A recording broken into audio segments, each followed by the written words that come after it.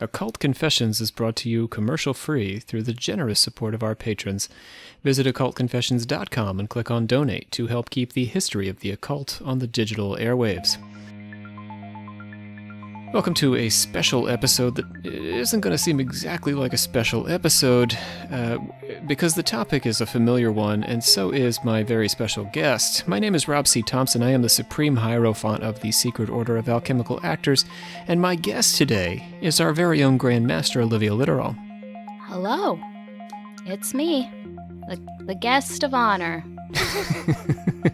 So Olivia and I talked about this, and we decided that the best way to approach this was an interview format. Now, back in 2018, Olivia was a big fan of the Reptilians' conspiracy theory, so much so that she did an entire flipped episode on the subject. And back then, I said, Olivia, we should come back and do one that focuses on David Icke, and she said, sure.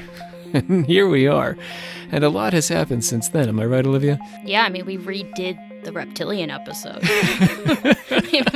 To begin, yeah. So. That's true. And a lot has changed in the world. Conspiracy culture has changed substantially with the rise of Q and Pizzagate and all these things. Pizzagate was actually 2017, 2016, but Q definitely came about and became popular in the time since we've started this. And the way conspiracy culture has trended and the influence it's had on the culture has, I'm going to say, grown and not necessarily for...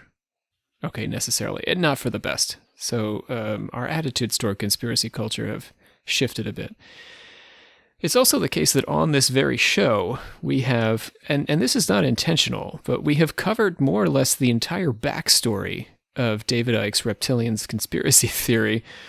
When we covered Zecharia Sitchin, the Babylonian gods, and the Sitchin argued that the Babylonian gods were actually extraterrestrials, and that the story of the birth of the, or the various mythologies of Babylon were in fact telling how the planet Earth formed and how extraterrestrials landed and interacted with humankind.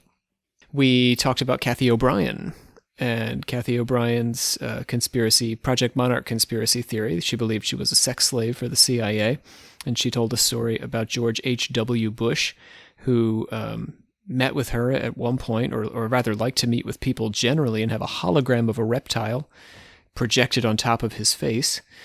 We talked about Milton William Cooper, whose Behold a Pale Horse includes references to the Brotherhood of the Snake or the Brotherhood of the Dragon. This was a sort of prototype for David Icke's Reptilians. And most recently, we talked about Robert E. Howard, who was the creator of Conan the Barbarian, and he created tales of snake priests attacking his main character. And those snake priests were interpolated from William Scott Elliott's book about Atlantis, which was itself interpolated from Helena Blavatsky's theories.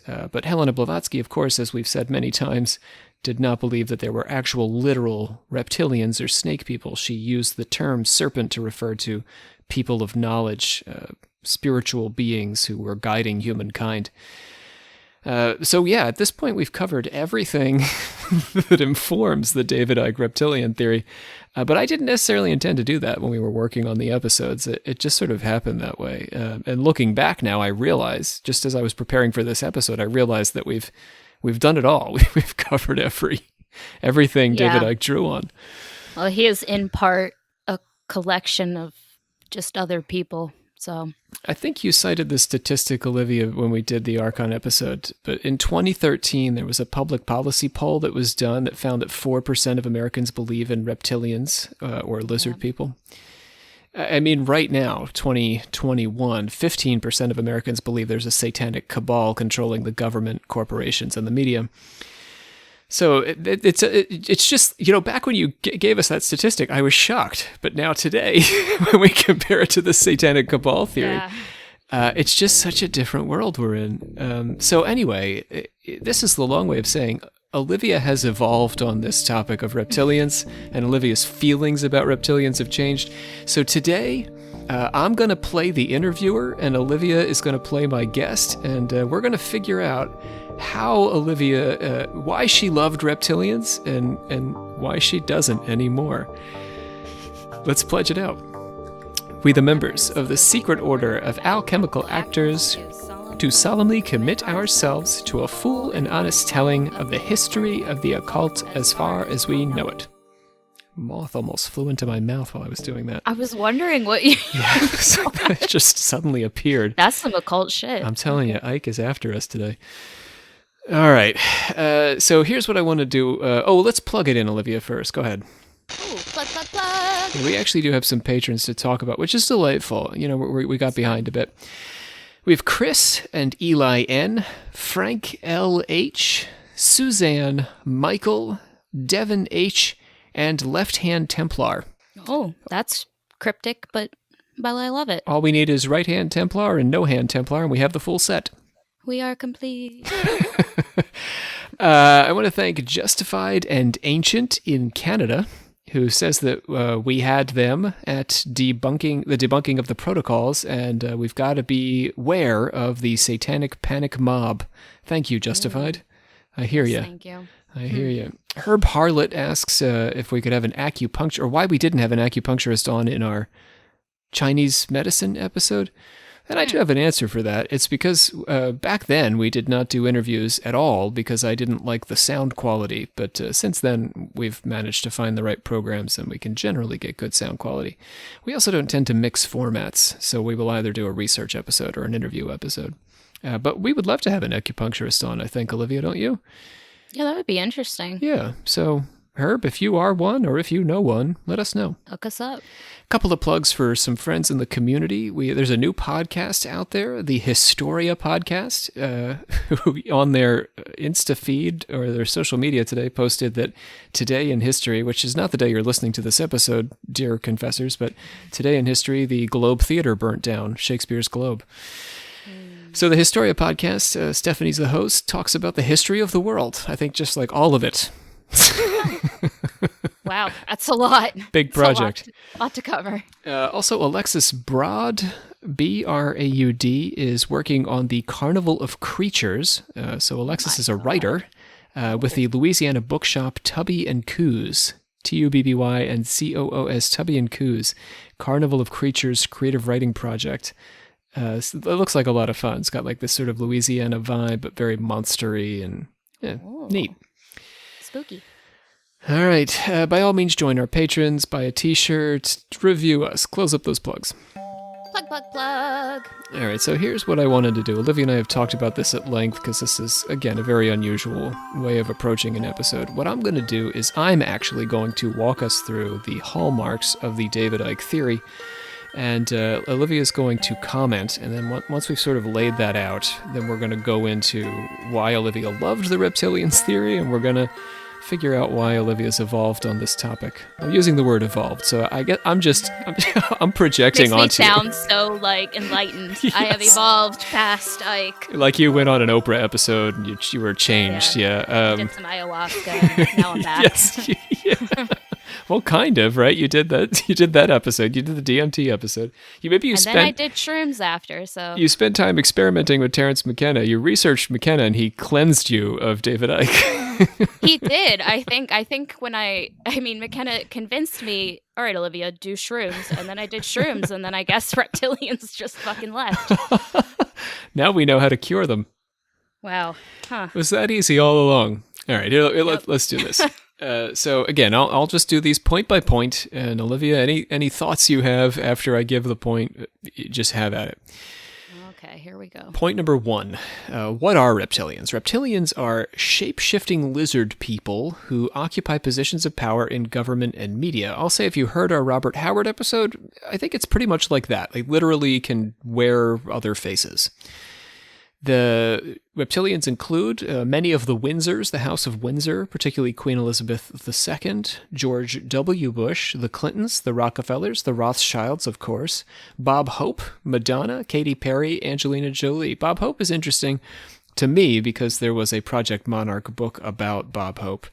Somebody claimed to have been his sex slave. So the Project Monarch stuff often overlaps. And if you haven't heard my Kathy O'Brien episode, check that out. All right, Olivia, any thoughts on this? These are the lizard people. Well, I did have one thing. So, fun fact, I found out that Icke actually has a friendship with Kathy O'Brien. Like, Oh, I believe they're it. buds. Yeah. Yeah, like, I didn't realize, because so, preface, I have an 800, like, page book that's, like, a collective that Ike says this is everything you need to know, and I was, like, looking in the back, like, there's a index, and I was looking for something else, and I was like, "Holy shit, Kathy O'Brien," and he has a whole bit talking about, well, Project Monarch in part, but talking about his friendship with Kathy. Yeah, I mean, so Kathy, if David Icke is your complex relationship, Kathy O'Brien is my complex relationship Yeah. with a conspiracy theorist. I also, I don't know if I ever really understood this or made this clear, but apparently there are also like people that are like reptilian shapeshifters that don't know that they are it. Like, so apparently, like he was talking about, like there's this one person with, I don't know, it had to do with Project Monarch, I guess, but basically say, oh shit, I just lost my train of thought. Well, I I mean, knew. I did read this a little bit that you could be born one, right? Because they're hybrids often Oh of no, humans it's and reptilians. so you know how we did the whole, like, they have Kathy O'Brien and those like her have like the alters, and it's like the DID, Yes, and multiple personalities. so Yeah. there are people that claim that there are some of these people, like Bill Clinton was one of the examples. I just remember that one. I don't know why, but that he actually like doesn't know that he is a shape-shifting reptilian. Because he's dissociated. Yeah. Oh, it's so So it's complicated. like, apparently, so like there's like another level of which I just feel like I need to point out that like there's, I don't know. Ike is just like an endless like what was the word? What would the word be? Well, it's a super conspiracy. It subsumes everything, right? Yeah, I guess that's what I'm saying. Like, there's always. I don't want to say he contradicts himself a bunch because I think he does, but I guess that's an opinion. Part 2, or number 2, not part 2. This is still part 1. Oh, here. See, this is going to be so hard. I got to keep my mouth shut more. Okay. No, you're good. Point number 2. Signs you might be a reptilian, in case, as Olivia is saying, you might not know. Yeah. But this would not help Bill Clinton. You have red hair or green eyes. I don't think Bill Clinton has those. No, You have he is not a ginger. You have unexplained scars. You have low blood pressure, or you have a strange love of space. That's my favorite. Yeah, because that's that whole starseed, I think, aspect of, right? Where all these people that think they're starseeds, they think they're part alien hybrids. So they like okay. love space. They're like very attracted to space is like one of the big criterias. So they might be reptilians. I don't know if that's something I guess would be really interesting if I ever cover like Unicult would be to get into I really want you to. like what people that think they're a star seed like really think is the like identifying factors. But yeah, love of space. Yeah, I kind of just like open space. Space scares me, so I don't think I'm I like time space, an alien. like the dimension of space. All right, number 3. Reptilians exist to suppress human potential. They are the Archons, the Babylonian Anunnaki, and the Enochian Watchers. So if you go back to our demonology episode, we get into that. They operate as the Babylonian Brotherhood or the Illuminati. Again, Ike likes to like swallow all the conspiracy theories out there under his. They are a crew of reptile Aryans. Now, that's kind of an important point, I think. Reptile Aryans. He specifically uses the term Aryans, and I believe Ike is intentionally connecting the reptilians to fascism. Yes? So the Nordics are an alien race that is like what I think like other people would connect to the Aryan race because it's like the blonde hair, blue eyes. Like it is that whole like it then goes into the whole like Nazi, Hitler stuff. But apparently the Nordics and the reptilians are like super enemies, like really at war. And apparently like Earth is like been the battlefield for that war for a long time is part of and then the Greys kind of get in there in and out too. So they're at war with the Aryans, but there's also hybrid versions of reptile Aryans.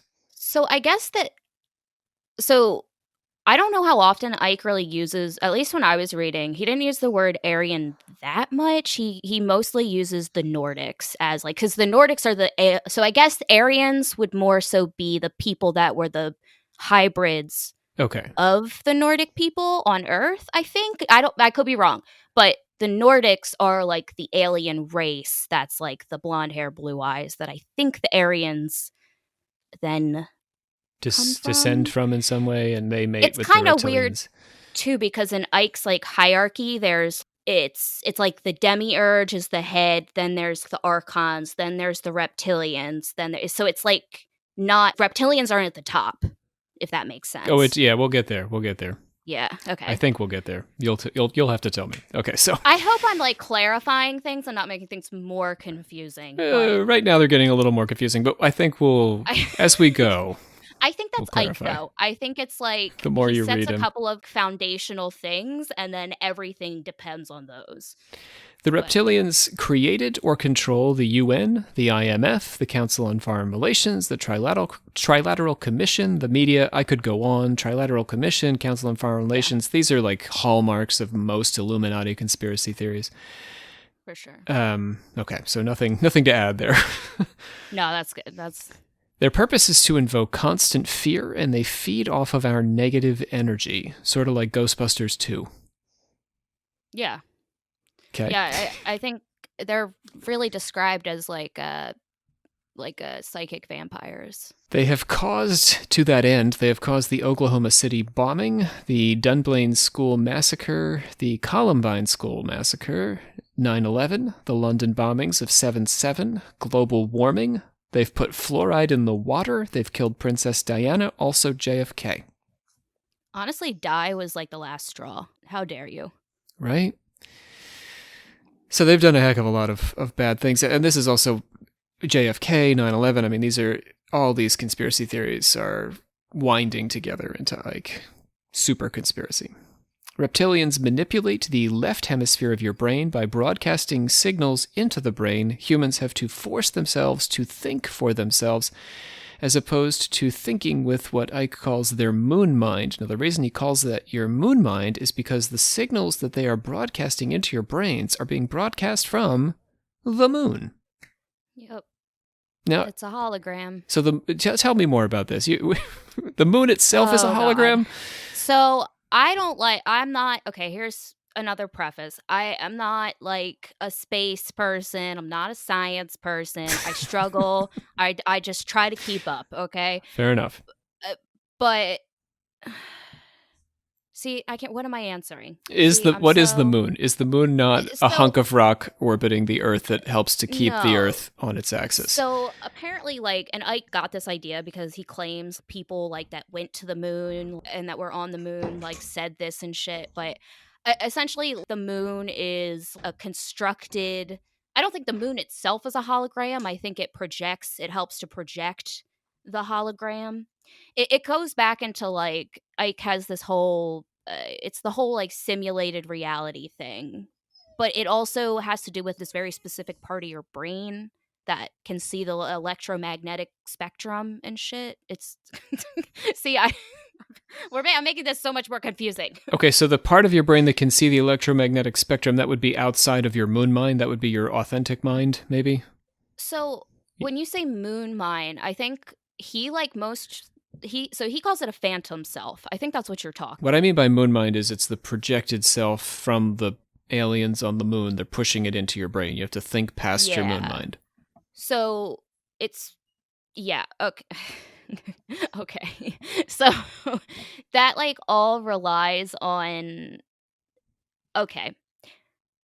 I don't know. I'd like to know more. I find it all kind of the moon thing. I'd love to know more about. I agree that if we bring logic to it, we do need a hunk of rock to orbit the Earth, because if we don't, then the Earth gets off kilter and we can't have life on Earth. But you're assuming that we're not in the Matrix, Rob. So the Earth is a material entity in space. Okay, so that's open to... nothing is material. That's the thing. Nothing is physical. Okay. So everything is projections of the moon mind. Literally, atoms are not solid, according to Ike. Okay, well, that's kind of true. I mean, they're yes, that is why he got the science. Okay. But then he goes to the extent of saying that therefore there's no way that atoms could link together to create a solid world. So what we experience as like touch or like the senses, our normal senses, hearing, tasting, all that shit. It's not actually like a physical resistance, like two things touching each other. It's actually just two like electromagnetic fields interacting. So basically, because of that, so he has this whole thing where he says the ears don't hear, the brain does. So your brain is basically a computer hard drive, is what he says. Well, no, I'm sorry. DNA is a computer hard drive. So your brain essentially has to process like electric like communications before your ears can, is what he says, because there's a small, tiny part of your brain that like we basically have like no access to, essentially, that lets us see electromagnetic fields, is like, or the electromagnetic spectrum, I guess is what it would be. Am I making sense? Am I starting to make sense? Yes. Now, when we see that, are we seeing an illusion? So, yes. So basically then everything around us is illusionary. That then like feeds into this idea, which I then am gonna say is like one of my big qualms about Icke, is this idea of we shouldn't have an identity, like we shouldn't have a self-identity, essentially, is what he means by this. Phantom self is like all the things that our name, our gender, our age, like our sexuality, like all these things that we like attribute to being us are bad. We shouldn't have them because they're all physical and they don't matter. It's a little bit Hindu, Buddhist in a way. It's a little transcending the ego. Yeah, another thing I'll complain about later is that he kind of just takes, and then says, yes, all of this affirmed everything I already believed in. Like, it's the most narcissistic. Anyway. So then the moon, I guess what I'm trying to, is that helping explain the moon Yeah, we're thing getting closer. a little bit better? Yeah. So then the moon, as far as I remember, it essentially helps to then, I guess, project this illusion, to project this whatever. Which I guess then, even as I'm saying that, I am like asking myself 50 questions in my head. So, well, let me do something goofy, and then I'll do one more thing that maybe will help you complete this picture. So real quick. On advice channeled to him through automatic writing, David Icke wore a turquoise shell suit to channel positive energy, to counter the negative energy of the reptilians. He wore that shit for years, I think. Like all turquoise, right? Like it was called his turquoise period, as if he was like Picasso or something. Well, he literally, and it makes sense too, because he says that, so each of our all of our cells, basically the like membranes of each one of our cells is a liquid crystal. So he then says that is actually like acts as like a receiver when it comes to like our DNA, because he describes our DNA as basically being a computer hard drive, which I mean, I'll probably get into that later when I talk about big pharma. So I don't need to get into Fair that, enough. But. So let's see if this helps connect at least some of it. Maybe it'll make it worse. I don't know. The reptilians, this is my last thing, and then we can get into the good and the bad and the ugly. The reptilians come from the constellation Draco, which is the dragon. The Draco is the dragon in the night sky. Like, Gemini are the twins, and Pisces are the two fish, and Sagittarius is the horse guy with the arrow. So they come from Draco, and they have been coming to Earth since ancient times, breeding with humans and making more lizard people, but they are from the fourth dimension. They are not from our dimension. This is the closest dimension to our own in an unfolding procession of alternate universes. We are controlled in our dimension by the reptilians in the fourth dimension. The reptilians themselves are controlled from the fifth dimension by somebody else, and on and on and on. Yeah. That's exactly like what I was talking about earlier with the hierarchy, I guess. Oh yeah, getting back to the Greys and all that. So they're all in different dimensions controlling each other? Or even just the demiurge is the top, and then it's the archons, and then the reptilians, and I guess the Nordics, and then the Greys are the same level as the reptilians. And then I think it's like the bottom is like us being slave meat or something on the chart. It's like a ridiculous picture in the book. We're under the Nordics. Oh, we are below the person's feet in the chart. We are literally meat is like our label. I think the only people above us are people like in the royal family, the UN, like the people that they think are like controlling the government are actually technically under the reptilians. Okay, so getting back to those people, they're not the reptilians of the fourth dimension. They are some sort of reptilian human hybrid. Right. Like some sometimes he would suggest, like I was talking about, like at one point he was talking to someone that suggested that Bill Clinton was a reptilian shapeshifter, but doesn't know because he's like under mind control because he is part human. So like, I guess they don't give you all the freedom, even if you're Bill Clinton. I don't know. All right, so before we get to good, bad, and ugly, are there any other things you want us to know before we go good, bad, and ugly? Like, just set us up. I feel like we've got a basic idea. I feel like I should touch back maybe on the DNA because So it's a hard drive.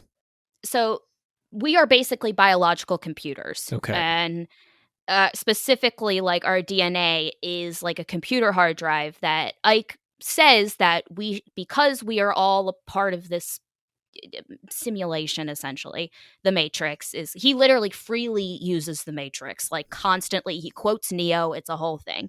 But he basically says that you can learn to hack the system, extend your lifespan or cure cancer. Like, we should be able to very easily do this if we are like in tune with the infinite awareness. But he calls Big Pharma the pharmacological death cult. Fair enough. And he literally says, like, the elites are keeping the info about DNA being so like hackable away from the public so that Big Pharma can, have its wicked way, is I think what he literally said. But well, not to get too far ahead of ourselves, I don't know if you've continued to follow him, but part of the reason he's fallen out of favor is because Big Pharma, while they are often evil and do evil things, they're big corporations. Most recently, they've been kind of heroes on account of they've rescued us all from the pandemic. But Ike has not gone along with the narrative that this mRNA vaccine is a miracle of modern science. He's been like pretty much deplatformed. At least I know on YouTube and Facebook. Yeah, they're quite aggressive with the conspiracy stuff now. Oh, well, and he fucking hates, like, what's his face? Facebook dude, Zuckerberg. He believes he's a reptilian, right? Oh, 100%. But, then there's like, okay, well, anyone that hurts you or anyone that makes you shut up, like, are they a reptilian too? Which, anyway. So his argument is that the vaccine is what? Well, I don't know. So I don't know exactly what he. Well, so I can assume his issue with the vaccine being the whole microchip angle because Ike thinks that essentially, the reptilian goal is, and I'll talk about one of the big steps, which is called the transgender agenda. That's going to be fun. Okay. But it's so he basically thinks that the reptilians are going to make humankind essentially like slowly become like unable to procreate on their own without technology, and they're basically cyborgs for all intents and purposes. Like, they will become like farther and farther away from being human and more like synthetic, I guess is the word. And then eventually we all get microchipped, and then we're all part of the AI system. So once we're all plugged into the AI system, we're all fucked, essentially. So I'm not going to try to force logic on this too much, but we are computers, but Big Pharma is trying to make us computers. Wait, hold on. Let me think about that. So our DNA is a hard drive. Big Pharma is just giving us shit that doesn't do anything. Oh, so they're lying.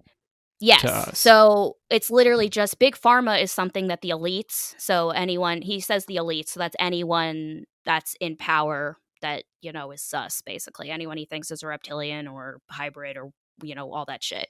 So he says that the elites, this is just another thing that they do, is they keep like the info of, like, we could be, medical things could be so much easier because we're just computers that you can hack into. We're going to keep that away from the public because if they knew that, then we wouldn't need Big Pharma anymore. And Big Pharma is such a big industry. And I think it, yeah. So in part, the answer to COVID is, for him, it's all an illusion. He's like a Christian Scientist in that way. He thinks that disease can be prayed away, in a sense. Well, I don't even know exactly I don't know if he thinks the disease is real or not. I'm going to assume that he thinks it's a reptilian strategy.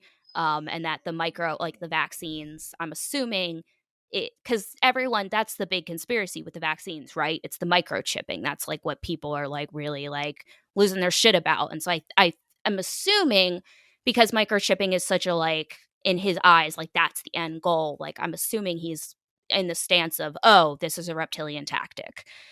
And to clarify, we of course do not hold this to be true at all. There are no Oh microchips God, inside of your vaccines. Please get a no! I vaccine. just got my second one.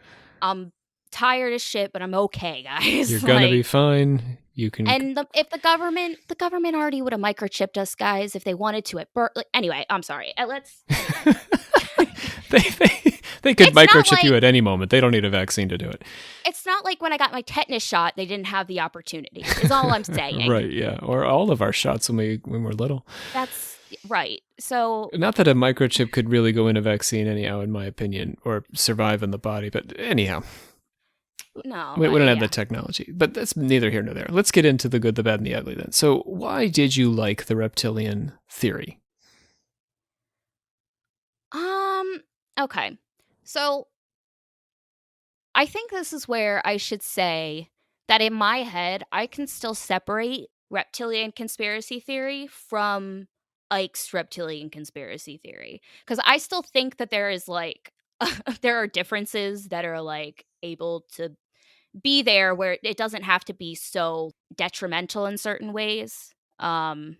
Or problematic in certain ways, because like at its core, to me, I think the the part about the reptilian conspiracy theory that's like so interesting, or really, any conspiracy theory that has to do with the government, is because it is in a way a reflection or a projection of how the masses tend to feel about the government, or like insecurities with the government, feeling like the government isn't listening or is holding out information. Like I think that's a big thing with any alien conspiracy theory in general. So to me, that's like the part that I think is appealing and that I think is, interesting slash entertaining slash take it with a grain of salt. But I think it's still like, it's an allegory, kind of, So it's when I said I found Kathy O'Brien's story to be compelling as an allegory, that's essentially Yeah, what you're saying, because it's getting you to exactly. think for yourself and question the powers that be, and the things she had to say about politicians being violent and the media being Yeah. indoctrinating us. I mean, these are true aspects of what it's like to be human. Because, like, don't get me wrong, like, I see big pharma as also dangerous. I'm someone that is daily medicated, and I still can recognize it being a huge problem, like, especially, in America. Well, Like, yeah, the opioid crisis was definitely encouraged by Purdue Pharma, for sure. right. Like, there is so many, war on drugs. Like, we get into a whole thing on that and how it was this whole, half planted thing. Like, there are, like, definitely, like, real issues that aren't conspiracy, So So, reptilian to you is kind of a fun way of getting into this critique of power. yeah. Yeah, and also I also think the connection to, like, how people connect it to Gnosticism, to me, is just really interesting as someone that, you know, you and I just like reading that kind of shit. Like, we think that's really interesting even from a historical perspective. So, in that way, I also think it's interesting in how, like a lot of religions, that there's this course of like over history, people adding to the theory, and oh, this thing from history, let's add it to that. Like, I think that's interesting because it's like lore building. It's like like building a world, kind of, in a way. But when it gets too serious, that's when it's a problem, and I think that's more of what we're seeing in like 2021. Yeah, I mean, as you describe it to me, and I went through this very simple list of things, but when you talk about it, it starts to feel a little bit like Secret Doctrine or something, where there are these complexities, and the tiny details can be unpacked into all these, this follows that. It's compelling in that way. It's a good story. It is. It's also entirely maddening, I will say. Like, like, there were points where you get so frustrated reading some of this that you have to like sit and remember it's just a white man with a privileged platform. He was a sportscaster, right? David Icke, before he He was was, a soccer and player, he football player. one of my biggest problems with him is that he likes to play the victim. To be totally honest, he like all through his book, it's just nobody believed me, everyone hated me, blah blah blah. Everyone thought I was crazy, and it's like, yeah, what did you think was going to happen when you write an 800-page book about everything we need to know about the world? Like, he intentionally put himself in that position. You mean? Yeah, kind of, yes. Like, I don't know. Yeah, I don't know. He really, like, I think maybe, like, unless you really read his writing, you don't really, like, totally get this sense. But I think even when you watch interviews, you can a little bit. But he's just, to me, it's the narcissism for me. It's the narcissism. So that he stirred this up, and now he wants to, play the victim as opposed to stirring this up and saying, I know you people think I'm crazy. I know it sounds crazy, but I believe this anyway. You can't think that you're some enlightened, like, way past everyone else, like, on this world kind of figure, and then also play the victim. Like, like, Jesus didn't play the victim. Do you know what I mean? Like, I don't want to bring it there, but, like, because he well, I don't want to say he bashes religion. He doesn't bash it. He just... It's another tool of the reptilians, I'm guessing. It is. Well, so he uses the whole Gnostic demiurge thing, and he basically uses it to say that, like, oh, all these religions that think they're praising God right now aren't praising God. They're actually praising the demiurge, or this, like, dark negative force. So in that way, and then, like, he has a whole thing about the Old Testament being hacked, and, like, in that, like, do you get what I mean when it's like that kind of thing? It's like borderline. Okay, it's one thing you're going to take from things, but now you're... It feels it makes condescending. Me feel icky. It makes me feel icky. I don't know how to put it. It's very... So he's both stealing from these traditions and mocking them. Is that what you mean? I don't want to say he's mocking them. Well, sometimes I think he is a little bit. Maybe not mocking. Mocking's not the right word. It's just there's a lot of entitlement, I feel like, that comes with him writing. Like, okay, he literally does so much assuming about Gnosticism and, like, the Cathars, like, that no history professor I've ever had would do.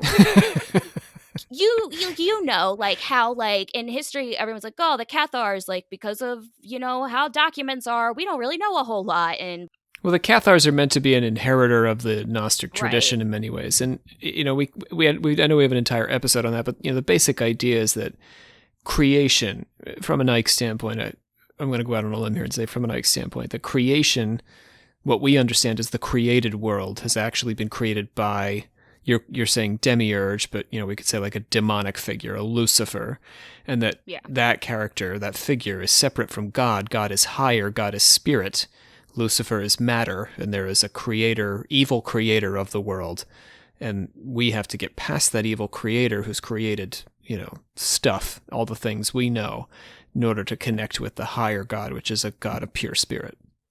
So I think Icke, he doesn't straight up say this, I don't think, but I think he is kind of arguing that there is no benevolent God. There is no, like, what we think of, like we were saying, like, so, like I said, like, the demiurge is at the top of the chain. So from Gnosticism, he really latches on to, like, the demiurge. He latches on to a lot of things, like the whole, like... So there's no real Gnosticism. There's not no materialistic. There's no ascension. There's no knowledge. There's no transcending. No. Well, so there's not even in hell. Like, Icke thinks we're in hell right now.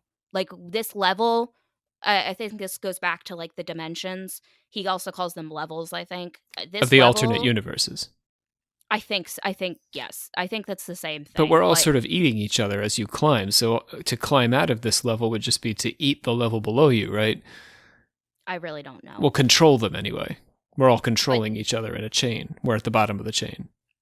So he literally he traces the demiurge. Like, he says, like, so he has this whole thing with, like, light and, like, the bringer of light, much like Satan. And this idea of light being the sign of, like, the demiurge, which he does take from Gnosticism, but he kind of twists it. You can go to our episodes on that.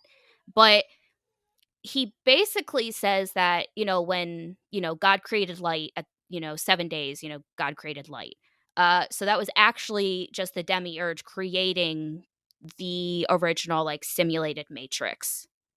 So like, Ike says that the Old Testament was literally fucking hacked, and they basically, that's why, like, he says, like, in the Old Testament, God is, they try to pass him off as, like, a benevolent God, but he's a lot more harsh than he is in, like, the New Testament. So he says, like, it was an attempt to cover that up, So when essentially. you say it was hacked, you mean the reptilians got involved in the rewriting or editing of the Old Testament to paint this portrait? I then we get into a whole thing where I think he kind of has a thing against, like, see, this is where it gets weird, because he takes history, like, of, like, the Roman Church, and then he, like, mixes it with other shit, and I can only tell even sometimes that it's, like, slightly off, just, like, slightly, and that's really just because of being in school and, like, taking history classes. So it's all very close to history, but with a slight twist. Because the sort Bible, of, yes. the Old Testament, I guess, would be, God does rage and send angels of death and what have you, and plagues. That all would be accurate of a evil demiurge. However, right, I guess he's saying it was even more, it was edited. So that's the edited that's version, the edited. I think is what he's saying, like, which is why there is that difference between the New Testament and the Old Testament in the tone of God, I guess, is what he's saying. I mean, it's not totally unique in that. A lot of UFO religions do this. They rewrite the Old Testament. The Raelians, for example, say that, God, the original Adam and Eve and God, I mean, this is all actually extraterrestrial. So he's not the first or the last to get into this. Right. But then he basically uses that as a way to say, like, every religion is and is just an organization meant to enslave you. It just is another thing that adds to the phantom self, essentially. Okay, fair enough. So I want to clarify here while we'll take just a quick moment. While we're saying that you like to interpret Ike as allegory, Ike himself believes everything he's saying is quite literal. 100% would die on that mountain. Yes. I mean, the same problem I have with Kathy O'Brien. I don't think she would like my reading, although it's probably the most generous reading of her work that anyone's ever accomplished. Likely Ike would probably feel the same. And I think people have tried to read him as allegory. This gets me just quickly before we get into what's wrong with Ike, although you're really already doing that, but it gets me to the anti-Semitism, which I think is complicated, because part of the argument, as far as I understand it, on anti-Semitism is that the image of the reptilian is meant to stand in for the Jew, as the sort of distorted image. However, Ike doesn't mean for us to interpret the reptilian as an allegory for Jews. He means us to literally understand that there are reptilian people, and that many of them are not Jews. Bill Clinton, Katy Perry, on and on. Mm-hmm. So I find the anti-Semitism angle complicated. It's not nearly as obvious as I would say in, like, someone like Nesta Helen Webster, who literally invokes the protocols without apology. No, for sure. And yes, if we're going to go to racism, let's go to racism. Okay, so so where else can we head on this subject? Well, because I do want to, I want to reiterate that I do not care. I do not care what Ike says. I do not care how many times he shouts it to the sky, writes it in a book, says it in an interview. He says that he is not anti-Semitic all he wants, but he is. Like, he inherently is. He, like... and you're right. Like, it's like on the surface at first, you like kind of have to search for it. But then, like, as you're reading, it's this like, it really, it's like when it gets to like the whole Zionism thing and then the Rothschild family, he like latches into the Rothschild family. And like, that is like really where I think like a shit ton of the like anti-Semitic like nature, like that's where a lot of it really lies. So for everybody listening, the Rothschilds are Jewish banking family who have been hallmarks of the conspiracy scene, particularly the Illuminati conspiracy legend, for 100+ years. That well, maybe not 100 years, but close. Yeah, I might be right. I might be right that it's 100 years. It's 2021. Yeah. So yeah, it's been 100 years that the Rothschilds have figured centrally in any scheme that's generally attributed to the Illuminati. And that goes back to Nesta Helen Webster, I'm pretty sure. So anyway, go ahead. Well, he links it to this whole, well, he has this whole thing where he says like the Rothschild family is like populating the whole earth because they just use sperm banks, like they just flood sperm banks, no pun intended. And they also, it's like this whole like controlling the world financial system conspiracy nonsense that like it's like another reason that like Ike just doesn't understand history. like like he can sit there and say he's not anti-Semitic, but then when he is like, oh, the Rothschild family and oh, the world banking system, do you know what I'm saying? So he's like, saying that they're polluting the race with their reptilian sperm? Yeah, I think that they're part of the whole thing. And they're controlling the finances of the world, which is an anti-Semitic trope from the protocols and on. Right. But it's like, again, it's just, so Ike loves to bash like history, like, or not history. He loves to bash teachers and educators. He is like super against education, like public education. He thinks everyone should be homeschooled. It's very like he like clearly doesn't understand like one, how researching history and first and secondhand sources like goes, and then also, well, he doesn't understand how like the education system in America works, clearly, because teachers don't just get to pick what they want to teach about. There's plenty of people in America right now that are fighting to just have Black history classes in school. He paints this picture that just like, I get it kind of, but like it's not. So then he like uses this to then say that all of history is fake and that we're being taught fake history and that, but then he's, I mean, this is also a common feature of politics. I mean, the argument right now in this country is whether there's a conservative history or there's a liberal history, and the liberal history foregrounds things like slavery, I guess, in ways that a conservative history chooses not to. So these lenses are part of the culture wars in the U.S. So it's a point well taken, I guess, that education's not neutral, I guess. You know what I mean? It's biased. Right. But it's not like he to sit there and be like, everything is fake history. It's like, it was a step too far. Yeah, there was such a person as George Washington and Abraham Lincoln. They existed. They did things. Right.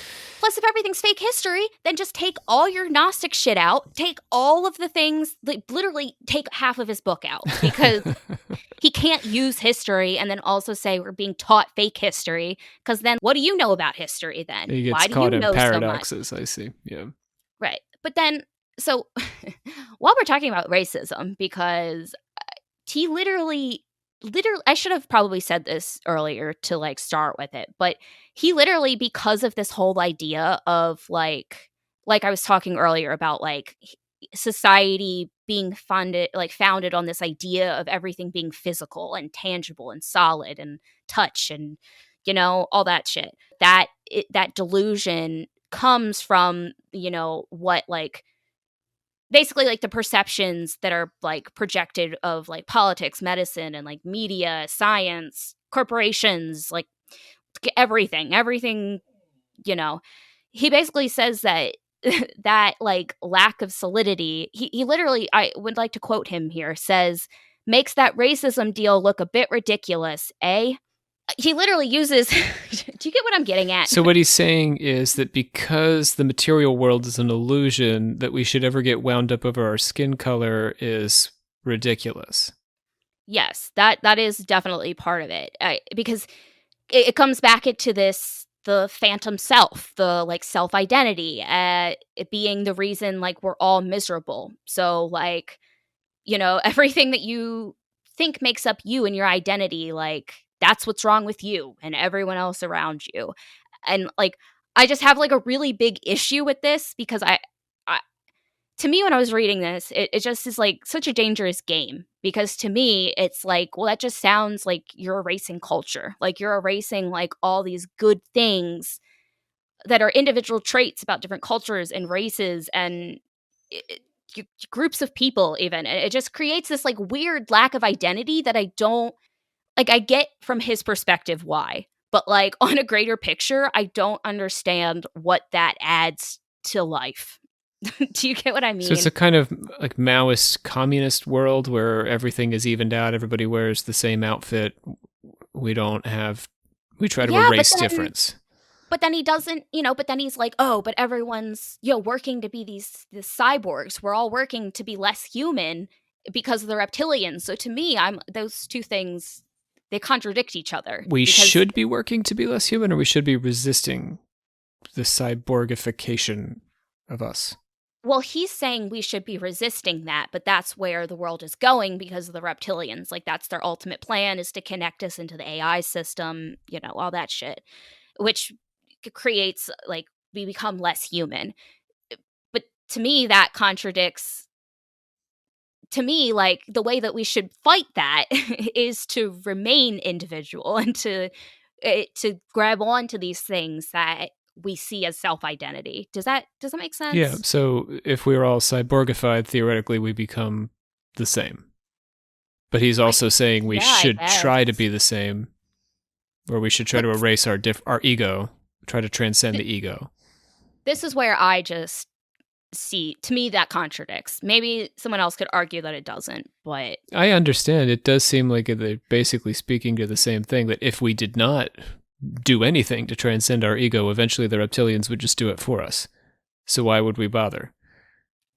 Yeah, I guess that's where I kind of land a lot with Icke is, okay, I get it, but why? It's like kind of like where I kind of land with him a lot. But I literally have an entire slide here that's more problematic things about Icke if you want. Let's just do the list. Go for it. So here's a quote from an interview. Political correctness is simply a scam to get the target population to silence itself so that the cabal behind it doesn't have to. So it's a conservative ideology that he's espousing. Yeah, but he would also not like that, I think, if you it sounds gave very him any kind of label. Though. For sure, yeah. And it's going to get worse. Okay, go ahead. I think he says that about political correctness because he's mad that YouTube and Facebook banned him, but that's just me. So this is a very recent statement. Yeah, this interview, so I got a couple of things on this slide, or a couple of quotes and shit from an interview I found. I'll give you the link or whatever. It's not like it's on someone's like deep conspiracy blog. Do you think that there's two different Ikes? Is there a 90s Ike and a 2020s Ike? Kathy O'Brien, I think, was a bit cooler in the 90s than she became after she discovered that Q was using so much of her stuff, and she sort of latched onto them. But before that, she was very neutral as far as politics are concerned. So my book actually has like an addendum that he wrote. Like, is that the right word? Yeah. Did I just use that word? It's pretty. Wow, it's pretty good for me. Sorry. So he added basically, I guess. So I have to check and see what version, like what year the book that I have was published, but it must have been before. Oh, it must have been 2018. But Trump had just been going on about fake news because he added this whole thing about that. But so he definitely, like, this isn't like 90s Ike. Like, this is definitely, and even this interview he talked about like he got questioned about being basically like being in an anti-male culture, for a lack of a better word. And he believes we are an anti-male culture. Yeah, I'm gonna get into that. Okay, go ahead. Go ahead.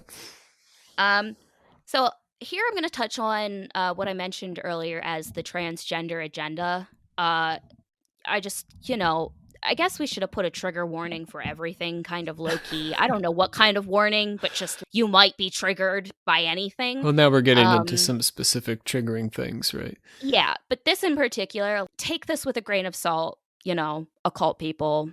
It's okay. Like, we don't believe this. You know that. We're all good. So the transgender agenda is, so I have a quote from him. Basically, the race is on to create a completely different human body, a synthetic version of the biological one, and this all locks into the AI agenda. So he basically he says that the young are being targeted by this. So he thinks that like in our culture, in our super liberal culture is what he says, that being transgender is being forced on the youth, essentially. I think he says this because like we're in such a more accepting society, I guess, and we're like, it's okay to be transgender. I think he takes this as like it's being shoved on the youth, like by the reptilians to then do this, because that then takes the next step to what he says is a human that can't procreate naturally, is what he says, which we could argue also that so many things with that. But he basically says that it's a technologically produced human is what's going to be the next step. And then that's going to slowly become more and more of like a cyborg, not human, microchipped, plugged into the AI system, reptilian overlord's goal. Does that make sense? Yeah, so I guess I'll do a point for and a point against. In a way, his point is taken in that theoretically, when we think about gender theory, it's not just your individual choice that's different, but in theory, I should rethink my own sexuality in light of the fact that all sexuality is a spectrum. So everyone's a little bit gay. Everyone's a little, there are no pure men or pure women. Gender, it's a spectrum. Everything's a spectrum. So, well, he's not in agreement with you there. but I mean, if he's saying that's wrong, then that's the theory that we're, quote unquote, foisting on the youth that is distorting their brains rather than liberating them. We tend to think of this as a liberating ideology, you and I, but you can simply flip the coin. And of course, I think you were alluding to this, but I'll say literally, transgender people can and do often have children. So right, but I think he even sees that as not natural. Do you know?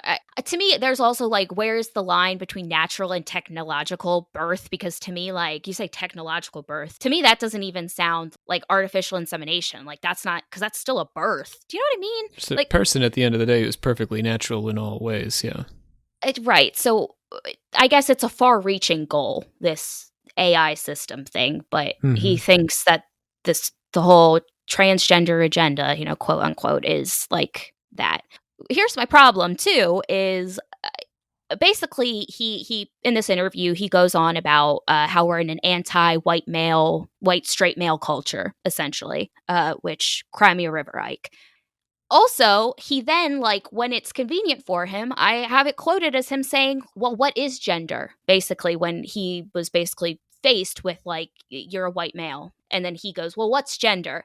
Because to him, he's not pro non-binary. He doesn't get that.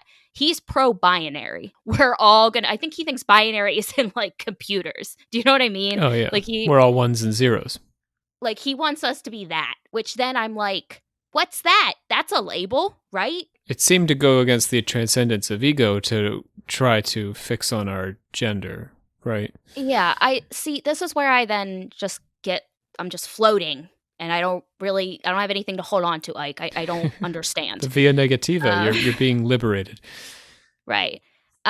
He also, at one point in the same interview, literally defended toxic masculinity by saying that it's basically a fabricated thing, like the, liberal fabricated idea, and that, it doesn't exist, and that men should be that way because, quote, we don't want any more weak feminized males. But that also would be essentializing their gender, which is against the ego transcendence, right? Dude, I don't know. Like, this is where it's like, what the and then, here again, he's totally anti-immigration, which also, he's an old British white man. I love our British people, but like... They know.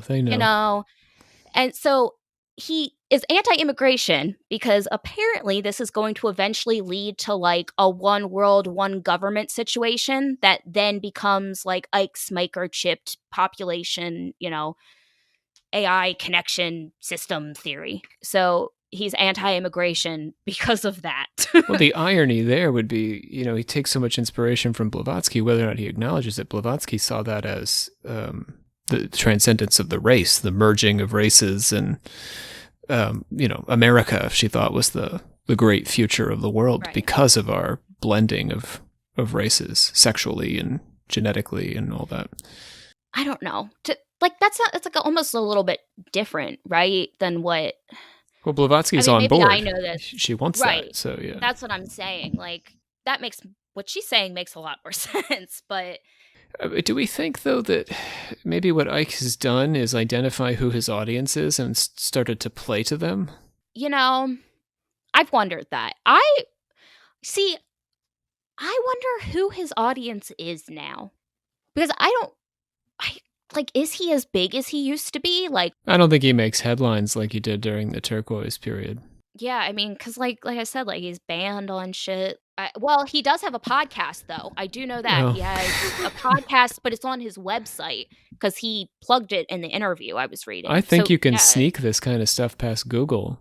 They don't tend to, because it's tough to screen podcasts. I mean, we put out hours of content, right? Yeah, I mean, Alex Jones has something that he has a platform of some kind. Podcasts right? can be sneaky. Podcasts can be very sneaky. But you think the audience has shifted maybe? Or, I mean, I guess that's what I'm asking. There was a time maybe when he was a new age sort of character. I mean, maybe when you were getting into him where he was identified with maybe more lefty kind of people who are thinking outside the box, occulty kind of types. But now it feels like he's more alt-right. Q in a way has subsumed everything. Yeah. And it's so weird because he won't label himself as anything as far as I can tell. And he's so anti-government, but then I don't know, maybe he's more of a libertarian than anything. I don't know. Yeah. I mean, that technically what Q is complex in that way because Q believes that certain government officials, Trump, for example, could clean up the government. So to me, like, I think my like ultimate, like where I landed, especially as I was just sitting last night, just like thinking about all this was because in my head, so Icke has like, he uses the idea of the reptilians and like the illusionary tactics to, make people think that they're, worshiping like God, for example, but they're really worshiping the demiurge and that, like these aliens implanting themselves and making us think that our reality is one thing when it's not. And that's how they have power. To me, Icke is the perfect freaking person to be one of the reptilians. Do you know what I mean? Like he is exactly what he describes because he was a famous sportscaster person before he was like all famous for conspiracies. He like came out with that shit because he had attention on him. He had people who liked him. He had fans. He had a platform. So what if he is just another one of the reptilians and he's just literally implanted himself to create chaos and frenzy and he's just another one of the psychic vampires. I always feel that way about the Antichrist, people who say that there's an Antichrist who have a platform, someone like Johnny Todd or through history, all sorts of folks have said, this person's the Antichrist. How do we know you're not the Antichrist? Because the Antichrist is meant to mislead us, right? Right. So I'm just like, that's where I am, I guess, with that. Well, if you're feeling comfortable, Olivia, bring us on home. I hereby adjourn and declare closed this meeting, the Secret Order of Alchemical Actors, till such time as we get together and do it again. It was just us today, just the two of us. Just Rob. the two. Can I always want to do that. God damn it. I think you can do like 30 seconds before ASCAP comes after us. Yeah, you're right. I am Rob C. Thompson, the Supreme Hierophant of the Order of Alchemical Actors, and Olivia Litterall is our Grand Master. It's been real. We will catch you next time. Olivia will be here with a flipped episode, a little bit less personal tale of the ghost of Hammersmith. I think it'll be more fun, or at least less high stakes. We can lighten the mood. We can lighten the mood again. We like to balance. Right. All right. Catch us next time here on Occult Confessions. Bye.